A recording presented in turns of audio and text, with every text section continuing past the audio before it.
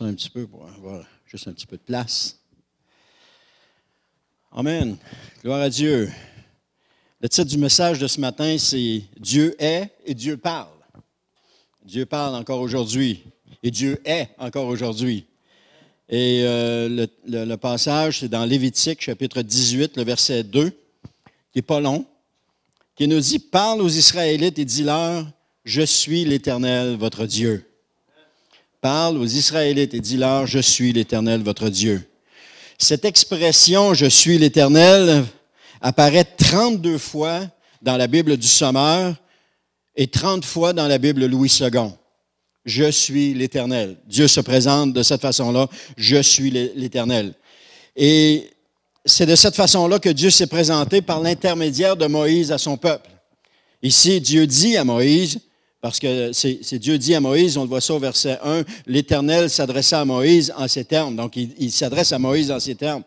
Donc, Dieu parle par l'intermédiaire de Moïse à son peuple. Et vous allez voir où je veux en venir avec ça.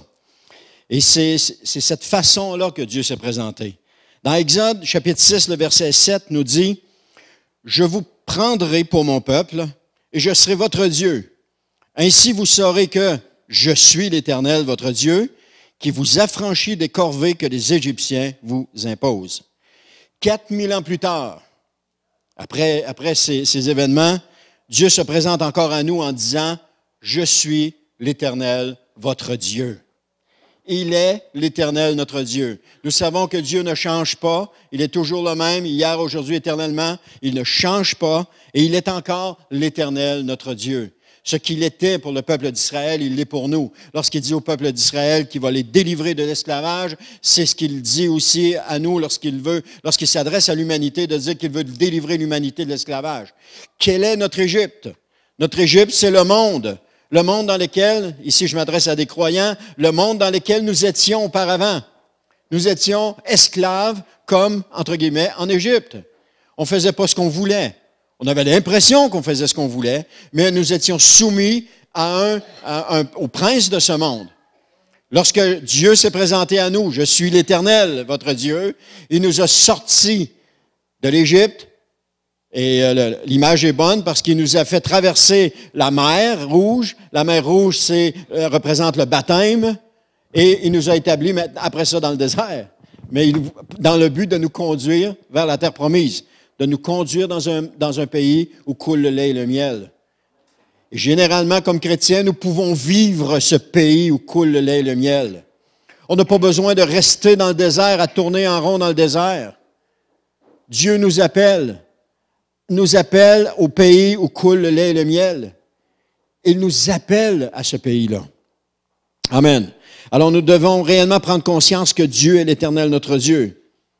Je ne suis plus seul, parce que Dieu, créateur, le Dieu créateur est avec moi.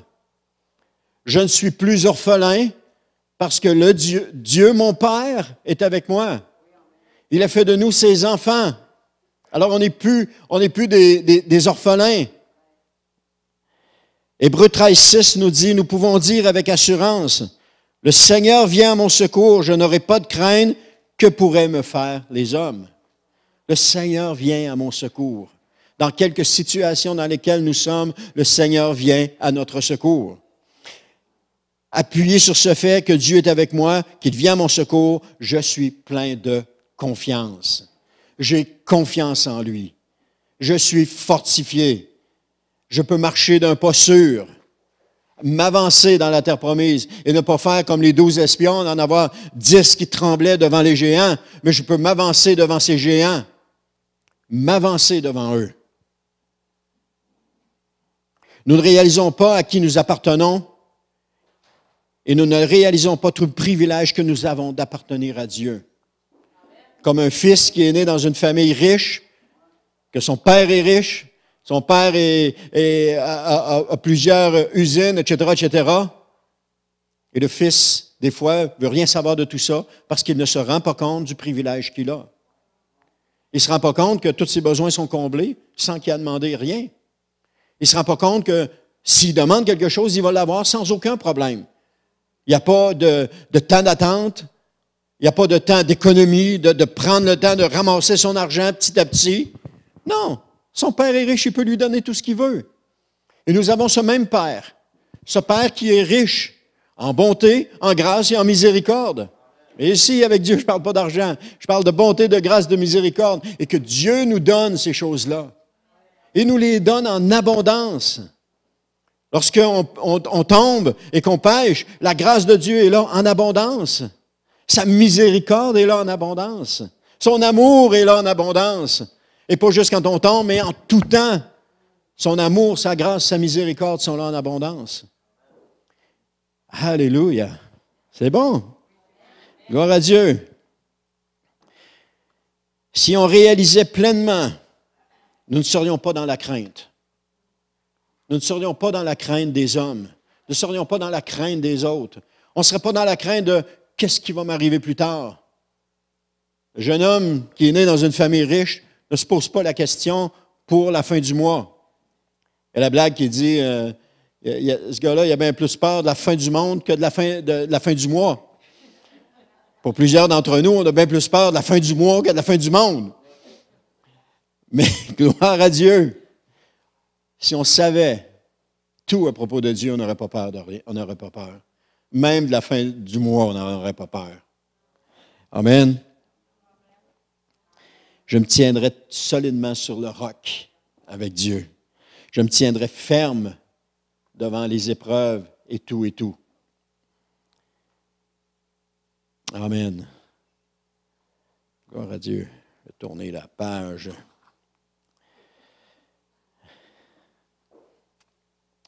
Maintenant, l'homme doit choisir son camp. L'homme est devant une situation où est-ce qu'il doit choisir? Il doit choisir Satan ou Christ, la victoire ou la défaite, la vie ou la mort. L'homme est constamment devant un choix. Ce choix est toujours là devant lui. Malheureusement, plusieurs choisissent le côté sombre, si on peut le dire ainsi.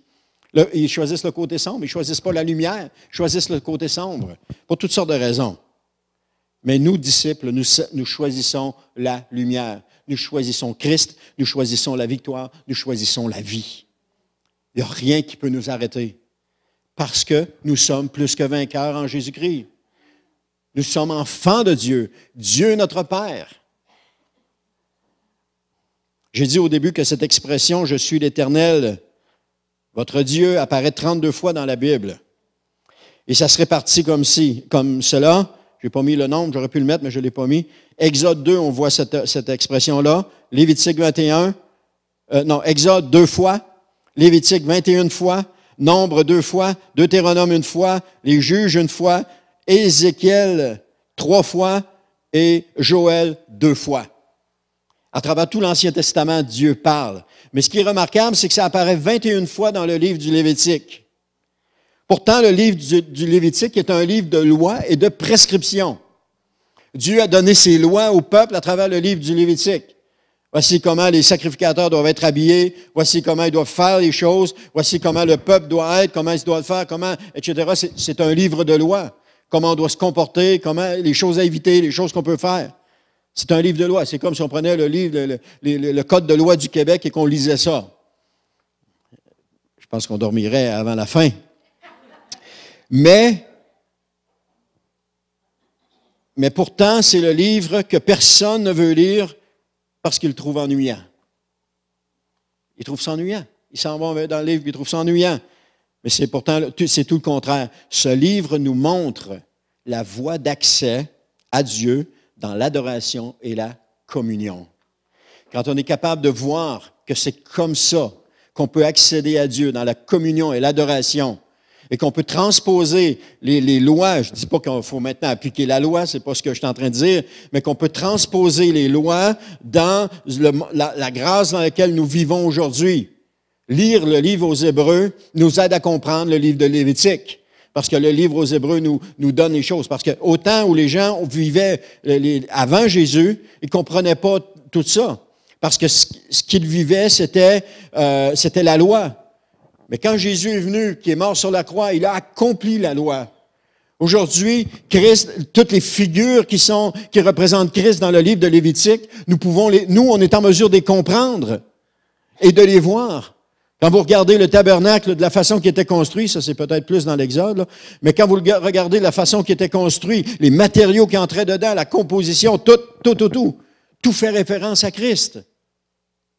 L'autel des parfums, le propitiatoire, le lieu très saint, le chandelier, tout fait référence à Christ. Et c'est ça qui est extraordinaire. C'est sûr que si on lit le livre du Lévitique en regardant les choses de loi, c'est plus difficile à lire, je vous le concède. Mais si on le comprend, si on prend la peine de comprendre, de demander à Dieu, Seigneur, montre-moi seulement une chose dans ma lecture, et que tout à coup on commence à voir des choses, parce que c'est en grattant la parole qu'on découvre les choses. Donc là, où est-ce que j'étais rendu? C'est ça. Alors, ce livre, c'est ça. C'est un livre qui est destiné à ceux qui sont rachetés. Il nous montre la marche à suivre dans la pureté, de s'éloigner du péché. L'adoration et la communion n'est pas toujours comme nous l'entendons aujourd'hui. On entend des fois l'adoration, la communion, etc. On s'avance devant Dieu, etc., etc. Mais il y a aussi une prise de conscience de ce que nous sommes dans notre être. Une prise de conscience que nous sommes encore, que nous péchons encore, que nous tombons encore. Et tant que nous sommes en mesure de se tourner vers Dieu, on n'a plus besoin d'offrir un sacrifice. On n'a plus besoin de faire ça, parce que le sacrifice, c'est Jésus qui l'a offert, une fois pour toutes. On n'a plus besoin que le souverain sacrificateur entre dans le lieu très saint avec le sang de l'animal pour expier les péchés du peuple, parce que Jésus est entré lui-même dans le lieu très saint pour expier les péchés de tous, et les péchés sont expiés. Maintenant, lorsque nous tombons, on est capable d'aller à Dieu. Et tant qu'on va à Dieu, tant qu'on se repent, tant qu'on lui demande pardon, on est en mesure de continuer. On est en mesure de continuer d'avancer et de continuer disons-le comme ça, de progresser, de devenir des hommes et des femmes de Dieu. Les hommes et des femmes de Dieu les plus en vue ne sont pas des gens qui ne pêchent plus. Les hommes et les femmes de Dieu qu'on considère comme, comme des notoriétés. Prenons par exemple Billy Graham à l'époque. Billy Graham n'était pas un homme qui était rendu au point où est-ce qu'il ne péchait plus. Non, il tombait encore. Il luttait encore. Il y avait encore ses combats, comme nous en avons tous. Il n'y avait pas de différence. On n'idéalise pas personne parce qu'on est tous pareils. Celui qui se présente devant tous n'est pas meilleur que tous. Ce n'est pas parce qu'il est meilleur qu'il est là. C'est parce qu'au contraire, Dieu l'a établi là. Il n'y a pas plus de mérite qu'un autre. Il y a seulement que Dieu l'a établi là. Et que Dieu nous a établis là où nous sommes. Et que Dieu est avec nous comme il est avec n'importe qui. Alors, l'adoration et la communion n'est pas toujours comme nous l'entendons. L'adoration, ce n'est pas seulement de chanter des louanges à notre Dieu, de prier et de prier. C'est pas juste ça, l'adoration. L'adoration réelle est de se garder pur et d'éviter le péché. Parce qu'on aime Dieu et on veut garder la communion avec lui. Parce que vous savez comme moi que lorsque nous péchons, c'est comme si le fil de communication avec Dieu est coupé. Heureusement, on peut le raccorder. Prenez, cette semaine, on entendait les îles de la Madeleine étaient coupées de tout le reste du monde parce que les 2 câbles souterrains, 200 quelques kilomètres de long, étaient sectionnés. Il y en avait 2 pour éviter que, s'il y en a un qui brise, l'autre continue de faire comme c'est arrivé il y a quelques années. Mais là, les 2 ont coupé. Ils étaient complètement coupés de toute communication. Même l'aéroport ne pouvait plus fonctionner parce qu'il n'y avait plus de communication. Vous imaginez l'impact. Coupé complètement de toute l'humanité. À un moment donné, tu ne peux plus avoir de nourriture, là. Parce que si les avions ne viennent pas, si les bateaux ne viennent pas, si tu n'es pas capable d'appeler pour dire, envoie-moi telle chose, tu manques de nourriture assez rapidement. Les magasins ne sont pas stockés pour 6 mois d'avance ou 8 mois d'avance. Les maisons ne sont pas stockées pour des mois d'avance. Et donc, s'il arrive quelque chose, c'est pas long que tu arrives au bout. Il n'y a plus de lait, il n'y a plus de pain, il n'y a plus de fromage, il n'y a plus rien. Ah, il reste des choses dans le congélateur, OK, on va s'en servir, mais à un moment donné, il vient qu'il n'y a plus rien. On ne peut pas vivre en n'étant pas en communiquant pas avec les autres. Et c'est la même chose lorsque nous tombons, lorsque nous péchons, la communication est coupée avec Dieu. Mais le moyen de la réparer, c'est la C'est la repentance. C'est ce qui fait que la communication est rétablie avec Dieu. C'est ce qui fait que l'humanité a été connectée avec Dieu lorsque Jésus est mort sur la croix. C'est ce qui fait que les peuples anciennement étaient connectés avec Dieu parce que le sacrificateur entrait une fois par année dans le lieu très saint pour offrir l'expiation des péchés de tout le peuple. Alors, partout, on voit que cette connexion qui est refaite, que Dieu reconnecte l'homme avec lui, ou qui lui permet d'être reconnecté avec lui. Parce que Dieu ne peut pas tolérer le péché dans sa présence. Et donc, lorsque nous, les hommes, nous tombons, nous péchons, on demande pardon à Dieu. Le sacrifice a déjà été offert. On n'a pas besoin de sacrifier encore quelque chose. « Oh Seigneur, je sais que tu vas me pardonner si je m'abstiens de manger du dessert pendant 1 mois. » Non. Ça, c'est de l'abstinence, c'est de la religion. C'est pas de même. Christ a payé le prix, le payé, c'est réglé. Maintenant, si je tombe, que je pêche, je viens à Dieu puis je lui demande pardon. Qu'est-ce que Dieu voit quand j'arrive à lui? On disait ça il y a plusieurs années. Il voit le sang de Jésus qui est versé sur moi. C'est ça qu'il voit. Il ne voit pas la couleur de mes vêtements, il ne voit pas la couleur, il voit la couleur du sang de Jésus qui est versé sur moi. Amen. Et ça, c'est ce qui nous permet d'être justifiés devant Dieu. Chacun de nous. Il n'y a personne qui n'a pas accès à cela. Il n'y a pas personne qui peut dire « Ah, moi, je suis trop petit dans le royaume de Dieu, je n'ai pas accès à cela. » Tous, on a tous accès à cela. On a tous accès à la grâce de Dieu. Dieu, je l'ai dit tantôt, il est riche en miséricorde, en grâce et en amour. Et il le déverse sur nous. Il suffit juste. Alors, frères et sœurs, ou ceux qui vont m'écouter, restez pas dans une position où est-ce qu'il y a un péché qui traîne, où est-ce qu'il y a un péché, où est-ce que vous n'avez pas demandé pardon. Restez pas dans cette position-là. Parce que la communion avec Dieu, elle est coupée. Retournez à Dieu. Demandez-lui pardon. On dit souvent sincèrement, c'est vous devant Dieu. Il n'y a personne qui peut juger ça. Et demandez-lui pardon. Et vous allez voir la communion être rétablie avec Dieu. Vous allez entendre à nouveau Dieu vous parler. Vous allez l'entendre à nouveau se manifester à vous. Vous allez encore avoir des choses. Non pas que Dieu boude lorsque nous péchons, puis qu'il dit, si tu pêches, moi je ne te parle plus. C'est pas ça. C'est juste que Dieu ne peut tolérer le péché dans sa présence et que la communication, elle est coupée. Mais lorsqu'on vient à lui, qu'on lui demande pardon, le fil conducteur est rétabli et on peut continuer notre relation. On n'est pas tombé bas, on est tombé, c'est tout. On se relève et on continue d'avancer. On n'est pas tombé plus bas que ce qu'on était. De toute façon, la vie chrétienne n'est pas un escalier, elle est un chemin en ligne droite qui s'en va vers un but. Le but, c'est la perfection. Que, soit dit en passant, nous n'atteindrons pas ici sur la terre. OK? Il y en a qui disent, je pensais l'avoir atteint. Ça, c'est comme n'importe quoi. Quand tu penses l'avoir atteint, non. Ça t'a encore glissé entre les mains. Il y a quelque chose qui vient, puis ça te glisse entre les mains. Ça, c'est tout le temps. Hein? C'est là que tu trébuches, oui. Donc, toujours confesser notre péché, de sonder notre cœur pour voir à la lumière du Saint-Esprit s'il n'y a pas quelque chose qui offense Dieu ou attriste le Saint-Esprit. Son enseignement, l'enseignement de Dieu dans le livre du Lévitique à la lumière du Nouveau Testament, s'adresse à ceux qui ont reconnu qu'ils étaient perdus, ont accepté d'être sauvés par Christ et recherchent la présence de Dieu. Reconnaître, accepter et rechercher. On reconnaît qu'on était perdu, mais que maintenant, on a été sauvés, qu'on a été retrouvés, qu'on a été sauvés, parce que chacun de nous, nous sommes la 99e brebis qui était perdue. Et que Christ a tout mis en œuvre pour venir nous chercher. Il n'a pas fait les choses à moitié. Il a laissé de côté tout ce qu'il y avait pour venir nous chercher. Et ça, c'est ce qui nous donne une grande valeur. Ou c'est ce qui devrait nous remplir de joie.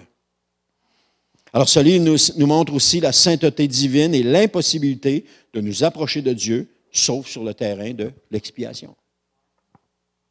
Amen. Amen. Et ça, ce n'est pas le fait de seulement, j'arrive le dimanche matin, il faut que je sois correct pour le dimanche matin. Alors là, je prie en arrivant à l'église, Seigneur, pardonne-moi, puis Amen. Et je retombe dans ma même routine le reste de la semaine. Non, c'est C'est continuel. C'est dans notre relation avec Dieu. On cherche à garder la communion ensemble. Messieurs, mesdames, vous êtes-il arrivé d'offusquer votre conjoint ou votre conjointe et que celui-ci ou celle-ci, c'est... il y en a qui... celle-ci, c'est fermé puis elle ne parlait plus. Oh! Ça m'est arrivé. Frustré, je ne parle plus. Moi, toi, elle va comprendre, elle ne parle plus. C'était insupportable. Insupportable pour celle qui le subissait, puis insupportable pour celui qui le faisait subir. Parce que des fois, j'aurais voulu parler, mais j'avais dit que je ne parlerais plus. J'étais obligé de me taire. Puis insupportable pour elle parce qu'elle disait, voyons, pourquoi il ne parle pas?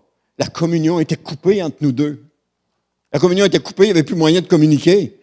Moi, parce que j'étais pris au piège avec ma résolution, puis elle, mais parce qu'elle subissait ma résolution.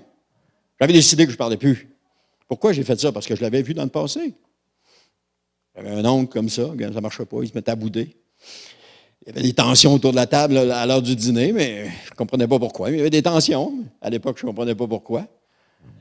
Mais la communion était coupée. On disait souvent qu'Anne et moi, on était les champions de la réconciliation. Parce qu'on s'était tout le temps réconciliés. Avec le temps, on se réconciliait. On ne laissait pas traîner les choses trop longtemps, puis on se réconciliait. Amen. On était des champions de la réconciliation. Mais à un moment donné, c'est venu que ça a fait. Là. Alors, il a fallu grandir. Il a fallu faire en sorte de garder la communion pour préserver la relation.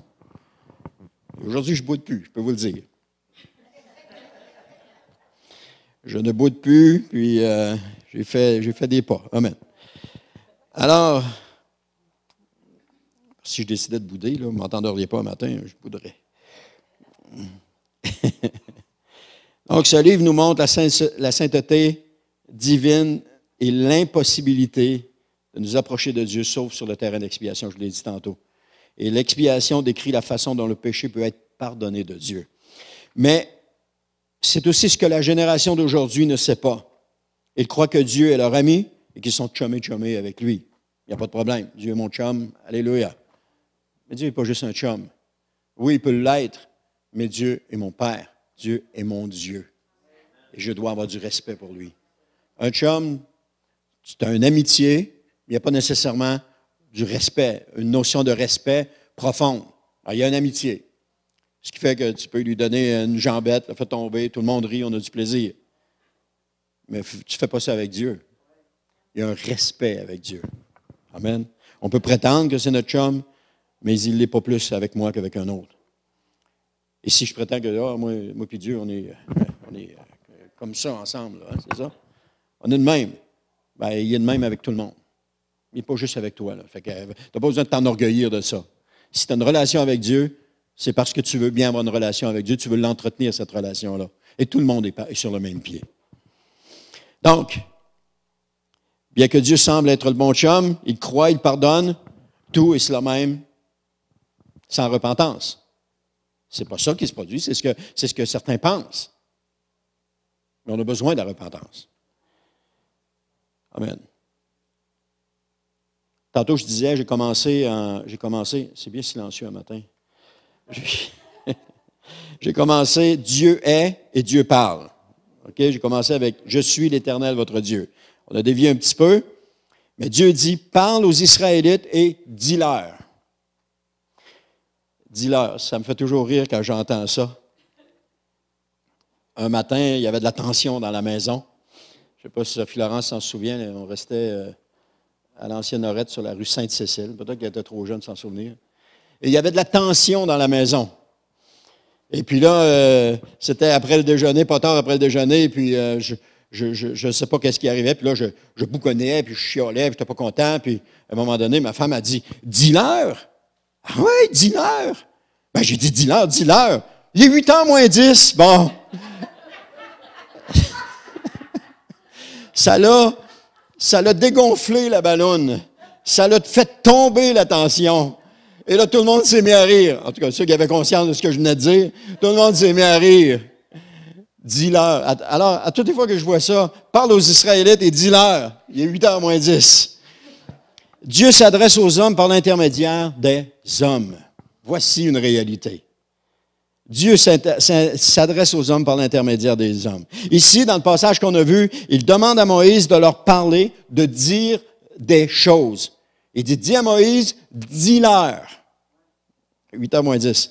11h10. Dis-leur. Et là, Moïse, il n'a pas donné l'heure à ce moment-là. Mais souvent, on voudrait que Dieu nous parle, entendre personnellement la voix de Dieu sans intermédiaire. On voudrait que Dieu se révèle à nous, juste à nous, et puis qu'il nous parle directement, face à face, comme Moïse, il parlait avec Moïse.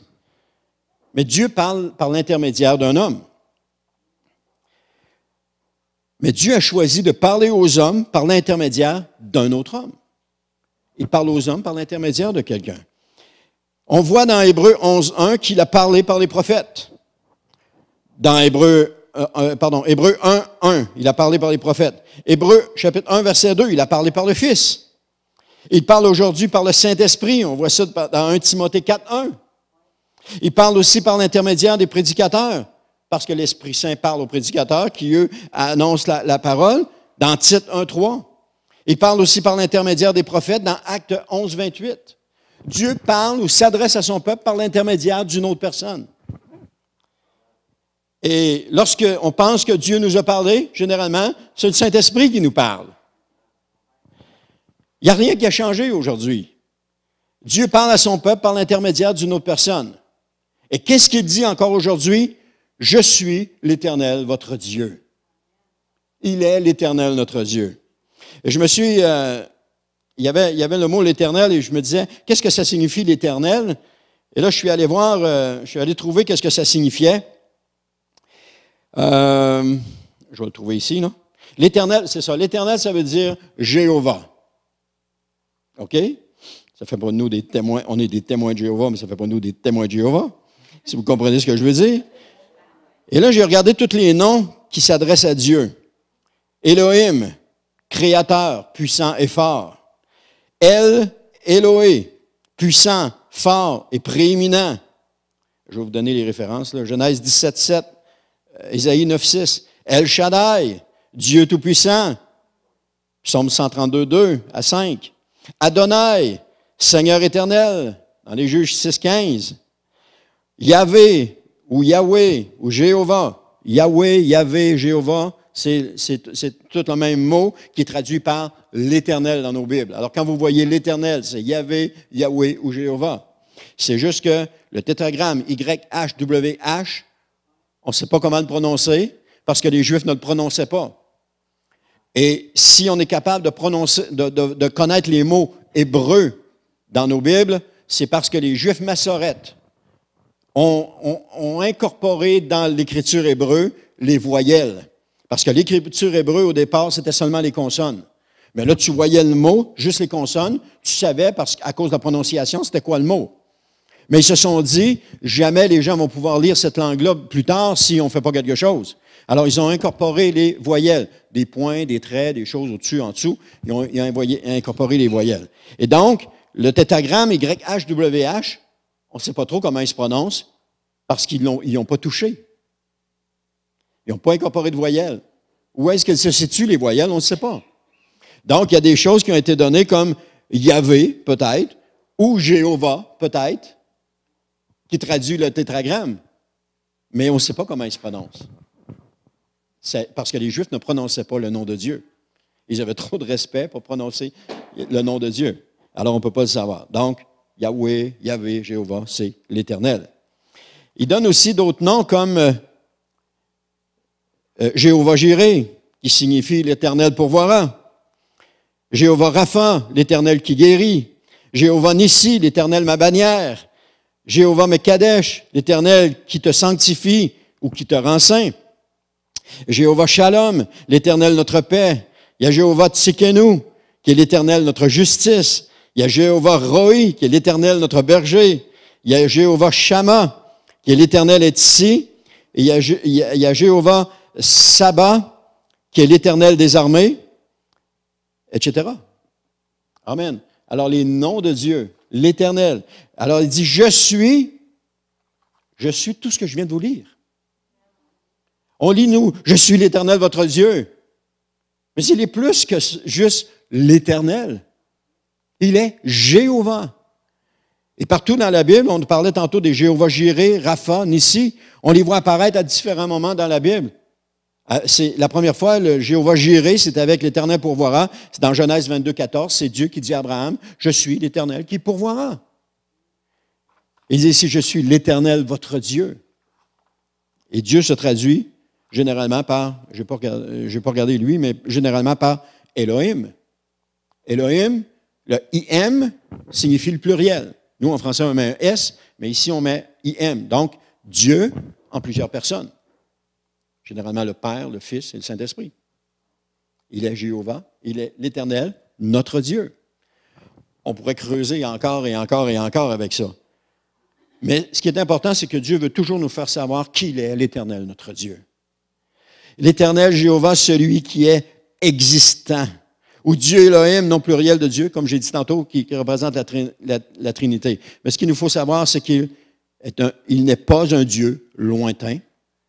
Il n'est pas un Dieu obscur. Il est un Dieu aimant.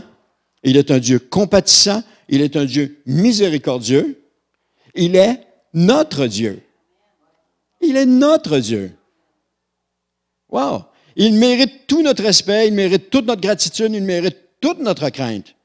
Nous lui devons le plus grand respect parce qu'il est notre Dieu, parce que lui seul a payé le prix pour nous, que nous soyons sauvés. Nous lui devons allégeance en tout temps. Nous pouvons avoir en lui une pleine confiance et prendre soin de nous en tout temps, en tout moment, en toute occasion. Il va prendre soin de nous. Même dans les moments qu'on passe les plus difficiles, Dieu est en train de prendre soin de nous. Quand on pense qu'il n'est plus là, qu'il nous a abandonnés, ça c'est juste un sentiment, une impression, parce que Dieu est encore là. Il a fait la promesse en disant, « Je suis avec vous ». Jésus a dit, « Je suis avec vous tous les jours ». Sauf pendant les heures de dîner, les heures de break et quand je dois m'absenter pour dormir. Là, je ne suis pas avec vous. C'est pas ça qu'il a dit. Il dit, « Je suis avec vous tous les jours, jusqu'à la fin du monde ». Donc, Dieu est là. Il a dit aussi que lorsque 2 ou 3 sont assemblés en mon nom, je suis au milieu de vous. On est assemblés au nom de qui aujourd'hui? De Jésus. Il est où? Il est au milieu de nous. Quand on prend conscience de cela, lorsqu'on se rassemble ensemble, il est là. Il est avec nous tous les jours. Il ne nous abandonne pas, il ne nous délaisse pas, il est toujours avec nous. Je vous dis ça, ça m'encourage le matin. Amen. J'espère que ça vous encourage. Parce qu'on peut avoir une pleine confiance en Dieu, il prendra soin en tout temps de nous. Jamais il va ne nous abandonner, jamais il va ne nous délaisser. Il va toujours prendre soin de nous. Comme un bébé qui vient de naître, il ne se pose même pas la question, ses parents prennent soin de lui. Il ne se pose pas la question. Il est dans les bras de quelqu'un, il est aimé, il est changé de couche, il est nourri. Il ne se pose même pas la question. Et Jésus dit qu'on devrait avoir cette attitude de jeunes enfants. Où est-ce qu'on n'a pas à se poser la question? On a juste à être là puis juste profiter des bons soins de Dieu. Et lorsqu'on commence à grandir, lorsqu'on commence à marcher, là, tout à coup, on s'aperçoit que Dieu commence à nous demander des choses. Comme un jeune enfant. Va me chercher ceci, va me chercher cela. Touche pas, fais pas ceci, fais pas cela. Fais ceci, fais cela. On donne des consignes. L'enfant obéit. La même chose. On vient au monde bébé spirituel et là, on commence à grandir spirituellement. Je ne dis pas que le temps qu'on grandit spirituellement se rapporte au temps qu'on grandit physiquement, parce qu'on resterait, il y en a qui viennent sur le tard au Seigneur, puis ils resteraient bébés le restant de leur jour spirituel, bien qu'il y en a qui restent bébés spirituels pour longtemps, mais on grandit. Et à mesure qu'on grandit, Dieu commence à nous parler. Il commence à nous demander des choses, comme on fait avec un enfant. Et c'est là que ça se complique. Ah, ben là, Seigneur, si tu penses que je vais faire ça. Ah non, parce que la différence, c'est qu'on a un cerveau d'adulte dans un corps spirituel de bébé. Imaginez un bébé qui parlerait comme un adulte. J'essaie d'imaginer Ethan qui parlerait comme un adulte. Ethan, va me chercher. Ethan, il faut que tu fasses ceci. Si tu penses que je vais faire ça, hey, tu te trompes. Ça, c'est un adulte qui parle de même. Non. Il a son langage à lui. Ce qu'il va faire, il va soit chialer ou soit aller faire ce qu'on lui demande. Mais il va se passer quelque chose. Mais dans son langage à lui. Alors Dieu s'adresse à nous et nous réagissons avec notre langage aussi devant Dieu. Mais amen. On est comme ses enfants, redevenir comme ses enfants. Parce que Dieu est et Dieu parle encore aujourd'hui. Dieu est Dieu, il est l'Éternel notre Dieu, puis il nous parle encore aujourd'hui. Comme un père parle à son fils ou une mère parle à sa fille. Parce que Dieu est à la fois un père et une mère. Vous savez qu'un père et une mère n'ont pas la même... Je suis en train de perdre la voix. Vous savez qu'un père et une mère n'ont pas le même amour pour l'enfant.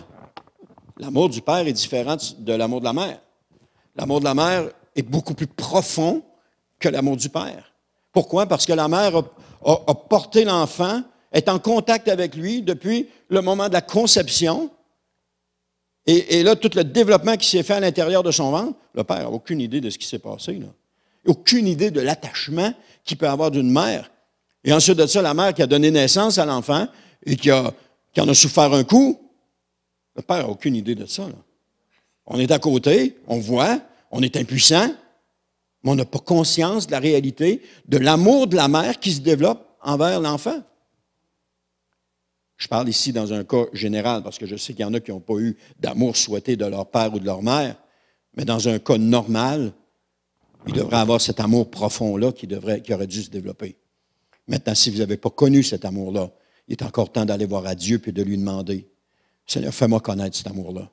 Fais-moi connaître l'amour d'un père. Fais-moi connaître comment j'aurais dû connaître l'amour d'un père. » Puis soyez francs avec Dieu. Parce qu'honnêtement, Seigneur, mon père a agi comme ça avec moi. Et je ne suis pas en mesure de comprendre comment tu agis avec moi. Parce que pour moi, le modèle de mon père, je le reflète avec toi. Et Dieu va vous le montrer.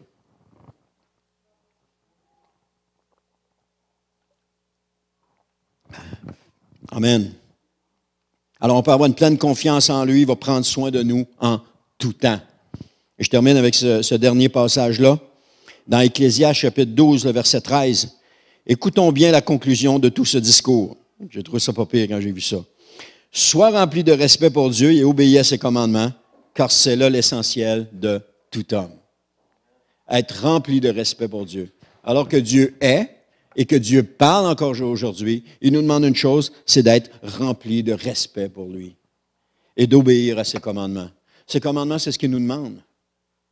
Et chaque chose qu'il nous demande est souvent vécue à travers une épreuve. Parce que ce qu'il nous demande, c'est à un moment donné, c'est de nous étirer, d'aller dans une direction qu'on n'a pas pensé aller, d'avoir une mentalité qu'on n'a pas pensé avoir un jour. Donc, il nous demande de nous étirer. Et pour la nature humaine, c'est pas facile. C'est pas facile. Parce que la nature humaine, elle aime bien son confort. La nature humaine, elle aime bien être dans ses pantoufles. Mais lorsque Dieu demande de nous étirer, c'est par des petites choses qu'il le fait et c'est à travers d'autres personnes. Et je vous parle en connaissance de cause. C'est à travers d'autres personnes qu'il le fait. Mais gloire à Dieu, chaque chose, chaque situation est une épreuve qui nous permet d'obéir aux commandements de Dieu. Et aussi, ces commandements, c'est quoi? C'est d'aimer son prochain comme soi-même et d'aimer Dieu de tout notre cœur, de toute notre force, de toute notre pensée, de toute notre âme, et d'aimer son prochain comme soi-même.